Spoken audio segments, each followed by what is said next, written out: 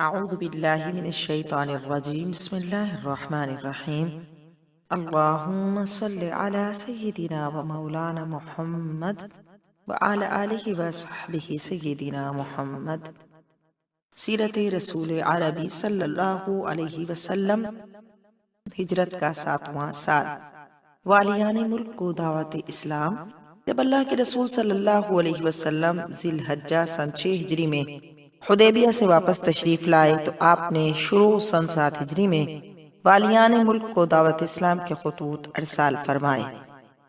جو نامہ مبارکہ قیصر روم کے نام لکھا گیا اس کے الفاظ یہ ہیں: بسم اللہ الرحمن الرحیم، من محمد عبد اللہ و رسولہ الی ہرقل عظیم الرومی، سلام علی من اتبع الہدى، اما بعد فانی ادعوک بداعیت الاسلام، اسلم تسلم، یؤتک اللہ اجرک مرتین، وَإِن تَوَلَّيْتَ فَعَلَيْكَ إِثْمُ الْإِرِسِيِّينَ يَا أَهْلَ الْكِتَابِ تَعَالَوْا إِلَى كَلِمَةٍ سَوَاءٍ بَيْنَنَا وَبَيْنَكُمْ أَلَّا نَعْبُدَ إِلَّا اللَّهَ وَلَا نُشْرِكَ بِهِ شَيْئًا وَلَا يَتَّخِذَ بَعْضُنَا بَعْضًا أَرْبَابًا مِّن دُونِ اللَّهِ فَإِن تَوَلَّوْا فَقُولُوا اشْهَدُوا بِأَنَّا مُسْلِمُونَ۔ اللہ کا نام لے کر جو بڑا مہربان نہایت رحم والا ہے۔ اللہ کے بندے اور رسول محمد صلی اللہ علیہ وسلم کی طرف سے ہرقل امیر روم کے نام، سلام اس پر جس نے ہدایت کی پیروی کی، اور اس کے بعد حمد و صلات کے بعد میں تجھ کو دعوت اسلام کی طرف بلاتا ہوں۔ تو اسلام لا سلامت رہے گا، اللہ تجھے دوہرا ثواب دے گا۔ اگر تو نے روگردانی کی تو تیری رعایا کا گناہ تجھ پر ہوگا۔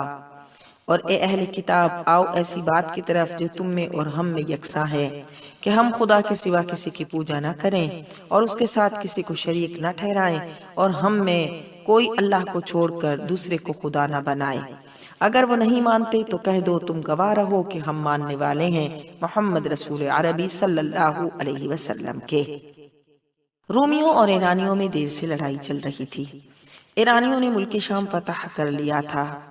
ہرقل کی حالت یہ ہو گئی تھی کہ اسے اپنے پایہ تخت قسطنطنیہ پر ایرانی حملہ کا اندیشہ ہو گیا تھا۔ اس حالت میں اللہ تعالیٰ نے اپنے کلام پاک میں خبر دی کہ رومی جو شام میں مغلوب ہو گئے ہیں، چند سال میں وہ ایرانیوں پر غالب آئیں گے۔ یہ پیشن گوئی صلح حدیبیہ سے 9 سال پہلے ہوئی تھی اور حرف بحرف پوری ہوئی۔ چنانچہ حدیبیہ کے دن مسلمانوں کو رومیوں کی فتح کی خبر پہنچی۔ ہرقل اس فتح کے شکرانے کے لیے حمص سے بیت المقدس پیدل گیا۔ اللہ کے رسول صلی اللہ علیہ وسلم نے اپنا نامہ مبارک حضرت دحیہ کلبی کے ساتھ روانہ کیا تھا۔ حضرت دحیہ نے وہ خط ہرقل کے گورنر شام حارث غسانی کو بصرہ میں دے دیا۔ اس نے قیصر کے پاس بیت المقدس میں بھیج دیا۔ قیصر نے حکم دیا کہ اس مدعی نبوت کی قوم کا کوئی آدمی یہاں ملے تو لاؤ۔ اتفاق یہ کہ ابو سفیان جو اس وقت ایمان نہ لائے تھے، تاجران قریش کے ساتھ غزہ میں آئے ہوئے تھے۔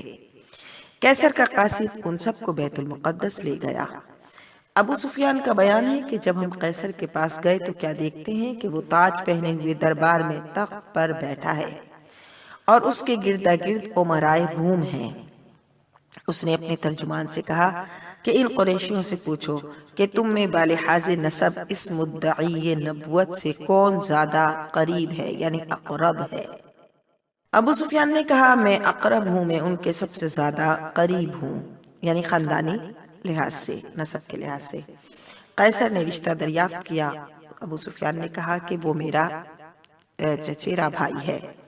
قافلے میں اس وقت عبد مناف کی اولاد میں میرے سوا کوئی نہیں ہے۔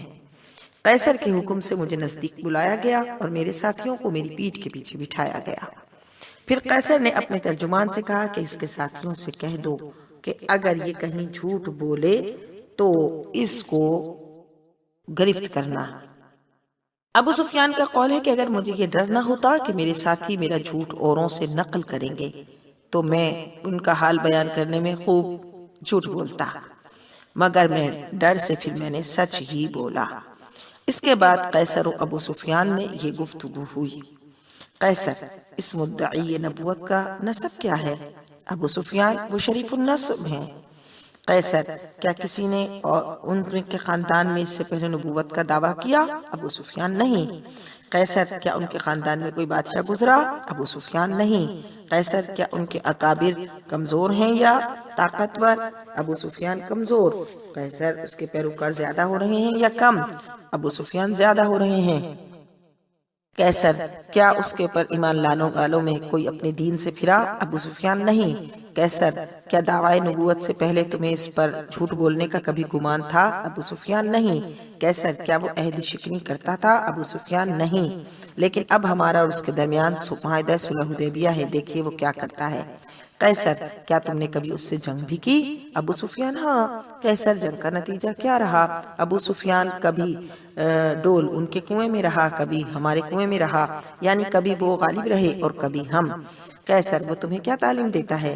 ابو سفیان: وہ کہتا ہے کہ ایک خدا کی عبادت کرو، اللہ کے ساتھ کسی کو شریک نہ ٹھہراؤ، تمہارے آبا و اجداد جو کہتے ہیں وہ چھوڑ دو، نماز پڑھو، سچ بولو، پاک دامن رہو، صلہ رحمی کرو۔ اس گفتگو کے بعد قیصر نے ترجمان کی وساطت سے ابو سفیان سے کہا کہ تم نے تو اس کو شریف النسب بتایا، اپنی قوم کے اشراف میں سے بتایا، اور وہ نبی جو ہوتا ہے وہ اپنی قوم کے اشراف میں ہوتا ہے۔ کسی نے اس سے پہلے تمہارے خاندان میں نبوت کا دعویٰ نہیں کیا۔ اگر ایسا ہوتا تو میں سمجھتا کہ اس نے اپنے کسی پہلوں کی قول کی اقتدا کی۔ تم نے کہا کہ اس کے خاندان میں کوئی بادشاہ نہیں گزرا۔ اگر ایسا ہوتا تو میں خیال کرتا کہ وہ اپنے آبائی ملک کا طالب ہے۔ تم نے کہا کہ وہ دعوی نبوت سے پہلے بھی کبھی متہم بالکذب نہیں ہوا۔ میں نے پہچان لیا کہ ایسا نہیں ہو سکتا کہ وہ لوگوں پر تو جھوٹ نہ باندھے اور اللہ پر جھوٹ باندھے۔ تم نے بتایا کہ کمزور لوگ اس کے پیروکار ہیں، تو پیغمبروں کے پیروکار کمزور ہی ہوتے ہیں۔ تم نے ذکر کیا کہ دن بدن اس کے پیروکار زیادہ ہو رہے ہیں، تو دین و ایمان کا یہی حال ہوتا ہے یہاں تک کہ وہ کامل ہو جاتا ہے۔ تم نے بتایا کہ اس کے اوپر ایمان لانے والوں میں کوئی اپنے دین سے نہیں پھرتا، تو سچے دین کا یہی حال ہے کہ جب اس کی بشاشت و لذت دل میں سرایت کر جاتی ہے تو وہ دل سے نہیں نکلتا۔ تم نے کہا کہ وہ عہد شکنی نہیں کرتا، تو پیغمبر عہد نہیں توڑا کرتے۔ تم نے بیان کیا کہ جنگ میں کبھی ہم غالب رہتے ہیں کبھی وہ، تو پیغمبروں کا یہی حال ہوتا ہے کہ اعدائے دین کے سبب ان کو ابتلا ہوا کرتا ہے، مگر آخرکار فتح پیغمبروں ہی کو ہوتی ہے۔ تم نے اس کی تعلیمات بیان کی۔ اگر تم سچ کہتے ہو تو پھر میرے قدم گاہ تک اس کا قبضہ ہو جائے گا۔ میں جانتا تھا کہ وہ آنے والا ہے، مگر مجھے یہ خیال نہ تھا کہ وہ تم میں سے ہوگا۔ اگر مجھے یقین ہوتا کہ اس تک پہنچ جاؤں گا تو میں اس کی خدمت میں حاضر ہونے کی تکلیف گوارا کرتا، اور اگر میں اس کے پاس ہوتا تو اس کے پاؤں دھوتا۔ اس کے بعد رسول اللہ صلی اللہ علیہ وسلم کا نامہ مبارکہ پڑھا گیا۔ اسے سن کر امرائے روم میں بڑا شور و شغب برپا ہو گیا۔ ابو سفیان اور اس کے ہمراہی رخصت کر دیے گئے۔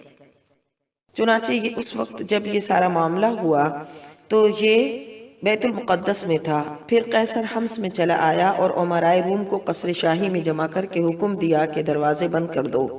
پھر خطاب کیا کہ اے گروہ روم، اگر تم فلاح و رشد کے طالب ہو اور چاہتے ہو کہ تمہارا ملک برقرار رہے تو اس نبی پر ایمان لاؤ۔ یہ سن کر وہ وحشی گدھوں کی طرح دروازوں کی طرف بھاگے، مگر ان کو بند پایا۔ جب ہرقل نے ان کی نفرت دیکھی اور ان کے ایمان سے مایوس ہو گیا تو کہا کہ ان کو میرے پاس لاؤ، اور ان سے یوں خطاب کیا کہ میں تو تمہیں آزماتا تھا کہ تم اپنے دین میں کیسے مستحکم ہو، سو میں نے تم کو مستحکم پایا۔ یہ سن کر انہوں نے قیصر کو سجدہ کیا اور اس سے خوش ہو گئے۔ اللہ کے محبوب صلی اللہ علیہ وسلم اس زمانے میں چونکہ سب بادشاہوں کو نامہ یعنی خط بھیج رہے تھے اور اسلام کی دعوت دے رہے تھے، تو آپ نے خسرو پرویز بن ہرمز بن نوشیروان ایران کو بھی خط لکھا، جس میں اس طرح تحریر تھا: شروع خدا کا نام لے کر جو بڑا مہربان نہایت رحم والا ہے۔ بسم اللہ الرحمن الرحیم من محمد رسولہ النبی الامی الی کسری عظیم فارس، سلام علی من اتبع الہدی وآمن باللہ ورسولہ وشہد ان لا الہ الا اللہ وحدہ لا شریک لہ وان محمدا عبدہ ورسولہ، ادعوک بدعایت اللہ فإنی انا رسول اللہ الی الناس کافہ لأنذر من کان حیا ويحق القول على الكافرين فأسلم تسلم فإن آتيت فإن إثم المجوس عليك۔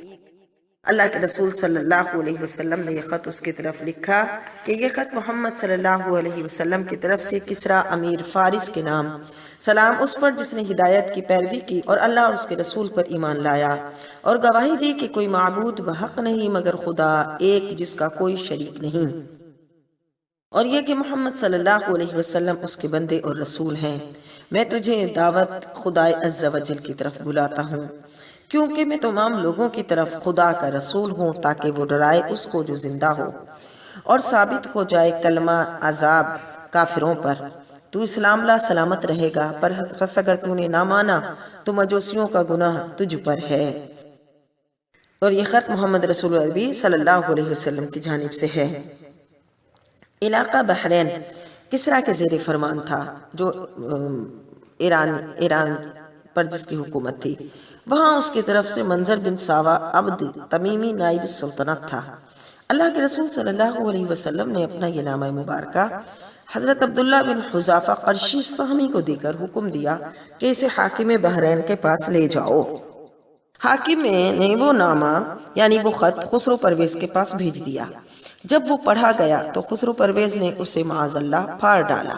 جب حضرت صلی اللہ علیہ وسلم کو یہ خبر ملی تو آپ نے اس کے اور اس کے معاونین پر بددعا فرمائی کہ وہ ہر طرح پارا پارا کیے جائیں۔ چنانچہ ایسا ہی ظہور میں آیا کہ ان کی سلطنت جاری رہی۔ دولت و حشمت نے ان سے منہ پھیر لیا اور وہ ہلاک ہو گئے۔ اس بربادی کی کیفیت یوں ہے کہ خسرو پرویز نے آپ صلی اللہ علیہ وسلم کے نامہ مبارکہ کو چاک کرنے کے بعد اپنے گورنر یمن کو لکھا کہ اپنے 2 دلیر آدمیوں کو حجاز بھیجو تاکہ وہ اس مدعی نبوت کو پکڑ کر میرے پاس لائیں۔ اس نے جب اپنا یہ قہر ایک اور شخص خرخسرہ کے نام کو اس غرض کے لیے مدینے جب بھیجا اور اس سے کہا کہ اس مدعی نبوت سے کلام کرنا اور اس کے حال سے اطلاع دینا، یہ دونوں بارگاہ رسالت صلی اللہ علیہ وسلم میں حاضر ہوئے۔ اس نے حقیقت حال عرض کی۔ آپ صلی اللہ علیہ وسلم نے ارشاد فرمایا کل میرے پاس آؤ۔ جب وہ دوسرے دن دونوں حاضر خدمت ہوئے تو آپ نے فرمایا فلاں مہینے کی فلاں رات کو اللہ نے کسریٰ کو قتل کر دیا اور اس کے بیٹے شیرویہ کو اس پر مسلط کر دیا۔ وہ بولے یہ آپ کیا کہہ رہے ہیں؟ کیا ہم اپنے بادشاہ کو یہ اطلاع دیں؟ آپ صلی اللہ علیہ وسلم نے ارشاد فرمایا ہاں، میری طرف سے اسے خبر دے دو اور کہہ دو کہ میرا دین اور میری حکومت کسریٰ کے ملک کی انتہا تک پہنچ جائے گی، اور یہ بھی کہہ دو کہ اگر تم اسلام لاؤ تو تمہارا ملک تم کو ہی دیا جائے گا۔ دونوں نے واپس جا کر بی اذان سے سارا ماجرا کہہ سنایا، یعنی جو نائب السلطنت تھا اس سے سارا ماجرا کہہ سنایا۔ اس پر کچھ عرصہ نہ گزرا تھا کہ شیرویہ کا خط اس کے نائب السلطنت کے نام آیا، جس میں لکھا تھا کہ میں نے اپنے باپ کو قتل کر ڈالا کیونکہ وہ اشراف فارس کا قتل جائز سمجھتا تھا، اس لیے تم لوگوں سے میری اطاعت کا عہد لو اور ان مدعی نبوت کو جس کے بارے میں کسریٰ نے تم کو لکھا ان کو برا بھلا مت کہو۔ یہ دیکھ کر جو نائب السلطنت بیزان تھا وہ مسلمان ہو گیا اور وہ ایرانی جو یمن میں تھے سب ایمان لے آئے۔ اس کے 6 ماہ بعد شیرویہ بھی مر گیا اور فارس کا آخری بادشاہ یزدجرد بن شہریار حضرت عثمان رضی اللہ تعالی عنہ کے عہد میں قتل ہوا۔ آپ صلی اللہ علیہ وسلم نے پھر نامہ مبارکہ اسمح نجاشی شاہ حبشہ کو لکھا۔ اس کے الفاظ یہ ہیں: اللہ کا نام لے کر جو بڑا مہربان نہایت رحم والا ہے۔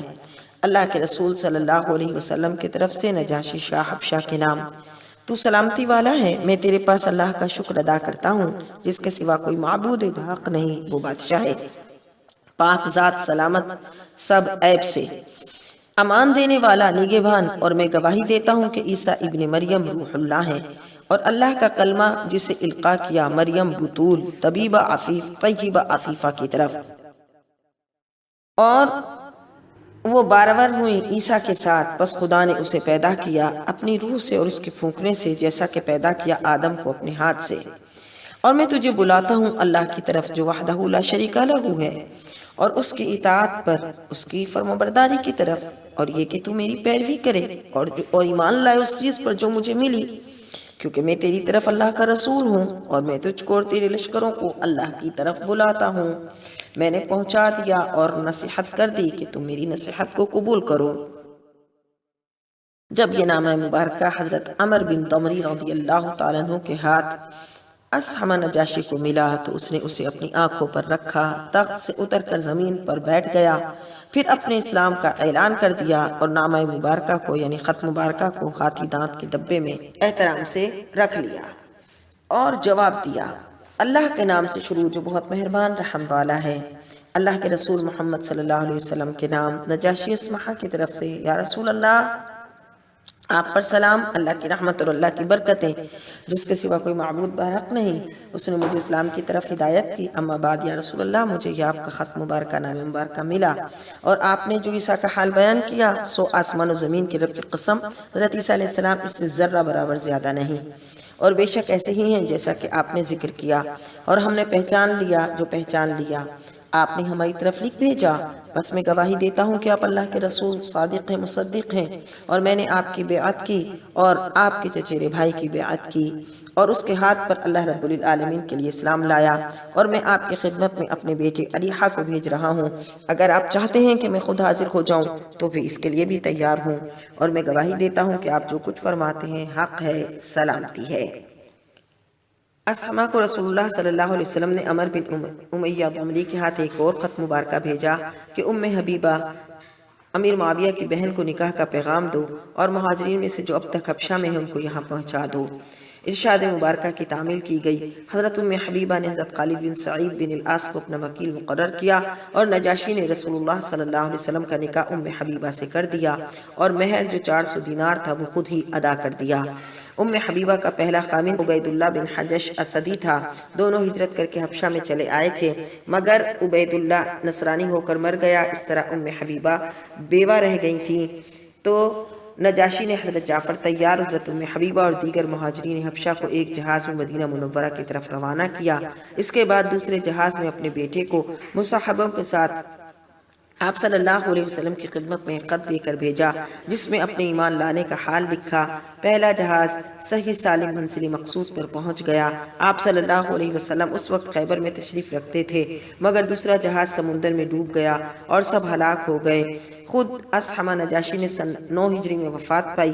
آپ صلی اللہ علیہ وسلم نے اس کی غائبانہ نماز جنازہ پڑھی۔ آپ صلی اللہ علیہ وسلم نے دوسرے نجاشی کو بھی جو اسحمہ کے بعد بادشاہ ہوا دعوت اسلام کا خط لکھا تھا۔ اس دوسرے نجاشی کے ایمان کا حال معلوم نہیں۔ آپ دیکھ رہے ہیں PATF Islamic info YouTube channel. مزید اسلامک ویڈیوز کے لیے ہمارا چینل سبسکرائب کریں۔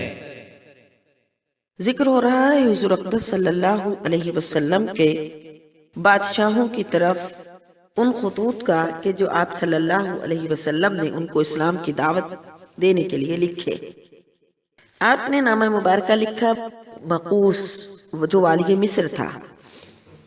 حضرت حاتب بن ابی طبع کے ہاتھ اس کو یہ نامہ مبارکہ بھیجا گیا، جس میں آپ نے اس کو اسلام کی دعوت دی، اور آپ نے ارشاد فرمایا کہ اللہ کے نام سے جو بڑا مہربان رحم والا ہے، اللہ کے بندے اور اس کے رسول محمد صلی اللہ علیہ وسلم کی طرف سے مقوقس امیر قبط کے نام، سلام اس پر جس نے ہدایت کی پیروی کی۔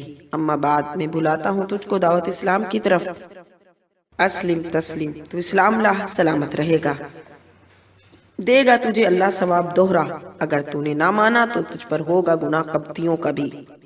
اے اہل کتاب تم آؤ ایسی بات کی طرف جو یکساں ہے ہم میں اور تم میں، کہ ہم عبادت نہ کریں مگر اللہ کی، اور شریک نہ ٹھہرائیں اس کے ساتھ کسی کو، اور نہ بنائیں ہم میں سے کوئی دوسرے کو رب سوائے اللہ کے۔ سو اگر وہ نہ مانے تو کہو کہ تم گواہ ہو کہ ہم ماننے والے ہیں۔ حسن اتفاق سے اصل نامہ مبارکہ ایک فرانسیسی سیاح کوامخین کے گرجا میں ایک راہب کو ملا۔ اس نے یہ خرید کر سلطان عبد المجید خان مرحوم والی سلطنت عثمانیہ کی خدمت میں بطور ہدیہ پیش کیا، اور اب یہ قسطنطنیہ میں محفوظ ہے، یعنی استنبول میں۔ اس خط کے آخر میں اللہ کے رسول صلی اللہ علیہ وسلم کی مہر ثبت ہے، جس کے اوپر کی سطر میں اللہ، دوسری میں رسول اور تیسری میں محمد ہے۔ دیگر خطوط کے آخر میں بھی یہی مہر مبارک ثبت ہوتی تھی۔ یہ نامہ مبارک جب مقوقس سکندریہ کو ملا، یعنی مصر کے بادشاہ کو ملا، اس نے ہاتھی دانت کے ڈبے میں رکھ لیا اور اس پر اپنی مہر لگائی اور جواب میں عربی زبان میں لکھا، اللہ کے نام سے شروع جو بڑا مہربان نہایت رحم والا ہے۔ محمد بن عبداللہ صلی اللہ علیہ وسلم کے نام مقوقس امیر قبط کی طرف سے سلام۔ اما بعد، میں نے آپ کا خط پڑھا اور سمجھ گیا جو کچھ آپ نے اس میں ذکر کیا اور جس کی طرف آپ بلاتے ہیں۔ مجھے معلوم تھا کہ ایک نبی آنے والا ہے۔ میرا گمان تھا کہ وہ شام میں ظاہر ہوگا۔ میں نے آپ کے قاصد کی عزت کی اور آپ کی طرف 2 کنیزیں جن کی قبطیوں میں بڑی عزت ہے وہ ہدیہ بھیجتا ہوں اور کپڑے بھیجتا ہوں، اور آپ کی سواری کے لیے ایک خچر ہدیہ بھیجتا ہوں۔ والسلام علیک۔ یہ 2 کنیزیں ماریا اور سیرین نامی سگی بہنیں تھیں۔ اللہ کے رسول صلی اللہ علیہ وسلم نے ان کو دعوت اسلام دی تو ماریا نے فوراً اور سیرین نے کچھ توقف کے بعد کلمہ شہادت پڑھا۔ اس واسطے حضرت ماریا رضی اللہ تعالیٰ عنہ حرم نبوی میں داخل کر لی گئیں، اور سیرین حضرت حسان بن ثابت جو کہ اللہ کے نبی صلی اللہ علیہ وسلم کے شاعر تھے ان کو عنایت ہوئیں۔ خچر کا نام دلدل تھا۔ حضرت حاتب نے مقوقس کا حال جو ذکر کیا تو آپ صلی اللہ علیہ وسلم نے فرمایا کہ اس کو ملک کی طمع نے اسلام سے محروم رکھا، حالانکہ اس کا ملک باقی نہ رہے گا۔ چنانچہ ایسا ہی ہوا۔ پھر آپ نے خط مبارکہ لکھا حوضہ بن علی الحنفی صاحب یمامہ کی طرف۔ اس کو آپ صلی اللہ علیہ وسلم نے یوں لکھا کہ اللہ کے نام سے شروع جو بڑا مہربان نہایت رحم والا ہے۔ اللہ کے رسول محمد کی طرف سے حوضہ بن علی کے نام، سلام اس پر جس نے ہدایت کی پیروی کی۔ تجھے معلوم ہے کہ میرا دین عنقریب اس حد تک پہنچے گا جہاں تک کہ اونٹ اور خچر جاتے ہیں۔ تو اسلام لا، اسلم تسلم، تو اسلام لا سلامت رہے گا۔ وَاجْعَلُوا لَكَ مَا تَحْتَ يَدَيْكَ، اور میں تجھے دے دوں گا تیرا ملک جو تیرے ہاتھ میں ہے۔ جب حضرت صلیت بن عمر عامری نے یہ نامہ مبارکہ حوضہ بن علی کے پاس یہ خط پہنچایا تو ارکون جو کہ دمشق میں امرائے انصارہ میں سے تھا اس وقت حاضر تھا۔ حوضہ نے مضمون نامہ بیان کر کے اس سے آپ صلی اللہ علیہ وسلم کے متعلق دریافت کیا تو اس نے کہا کہ تم ان کی دعوت قبول کیوں نہیں کرتے؟ حوضہ نے کہا میں اپنی قوم کا بادشاہ ہوں، اگر میں اس کا پیرو بن گیا تو ملک جاتا رہے گا۔ ارکون نے کہا خدا کی قسم اگر تو اس کا پیرو بن جائے گا وہ ضرور تجھے تیرا ملک دے گا۔ تیری بہبود اس کی اتباع میں ہے۔ وہ بے شک نبی عربی ہے جس کی بشارت حضرت عیسیٰ ابن مریم نے دی، اور یہ بشارت ہمارے پاس انجیل میں موجود ہے۔ لیکن حوضہ ایمان نہ لایا، اور ایک روایت میں ہے کہ آپ صلی اللہ علیہ وسلم نے ارشاد فرمایا وہ ہلاک ہو گیا اور اس کا ملک جاتا رہا۔ چنانچہ ایسا ہی ہوا کہ جب اللہ کے رسول صلی اللہ علیہ وسلم نے فتح مکہ سے واپس تشریف آوری فرمائی تو حضرت جبریل علیہ السلام نے حاضر خدمت ہو کر خبر دی کہ حوضہ مر گیا۔ آپ دیکھ رہے ہیں PATF Islamic info YouTube channel. مزید اسلامک ویڈیوز کے لیے ہمارا چینل سبسکرائب کریں۔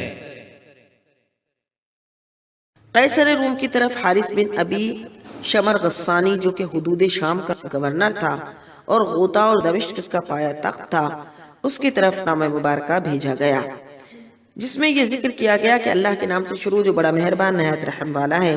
اللہ کے رسول محمد کی طرف سے حارث بن ابی شمر کے نام، سلام اس پر جس نے ہدایت کی پیروی کی، اس پر ایمان لایا اور تصدیق کی۔ میں تجھے اس بات کی طرف بلاتا ہوں کہ اللہ وحدہ لا شریک لہ پر تو ایمان لا، تیری حکومت قائم رہے گی۔ جب حضرت شجاع بن وہب یہ نامہ مبارکہ لے کر روانہ ہوئے اور جب دمشق پہنچے تو دیکھا کہ قیصر روم جو حمد سے بیت المقدس کو ایرانیوں پر فتح کے شکرانے کے لیے لا رہا تھا، اس کے استقبال کے لیے تیاریاں ہو رہی ہیں۔ ان کا بیان ہے کہ میں نے حارث کے دروازے پر 2-3 دن قیام کیا۔ میں نے اس کی رومی دربان سے کہا کہ میں اللہ کے رسول صلی اللہ علیہ وسلم کا قاصد ہوں۔ اس نے کہا کہ فلاں روز تیری بازیابی ہوگی، تجھے اس کے پاس جانا ملے گا۔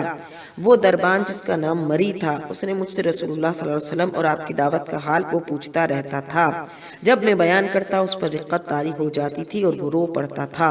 اس نے کہا کہ میں نے انجیل میں پڑھا ہے بے عینی ہی اس نبی کی صفت اس میں مذکور ہے۔ میرا تو خیال تھا وہ شام میں ظاہر ہوں گے، مگر میں دیکھتا ہوں کہ وہ زمین عرب میں ظاہر ہوئے۔ میں ان پر ایمان لاتا ہوں اور ان کی تصدیق کرتا ہوں۔ مجھے اندیشہ ہے کہ حارث مجھے قتل کر دے گا۔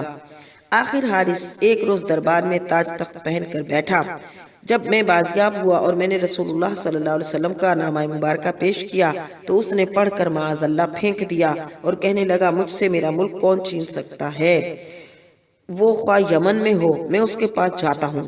حکم دیا کہ فوج تیار ہو جائے اور گھوڑوں کی نال بندی کی جائے۔ پھر مجھ سے کہا کہ جو کچھ تم دیکھ رہے ہو جاؤ جا کر اس کو بتا دینا۔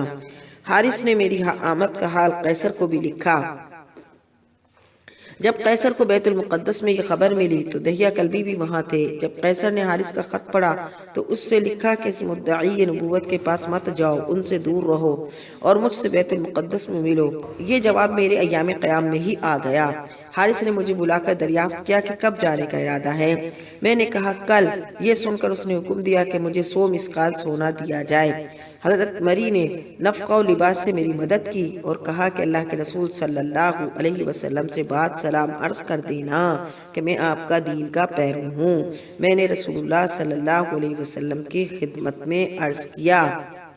آپ صلی اللہ علیہ وسلم نے ارشاد فرمایا حارث کا ملک جاتا رہا۔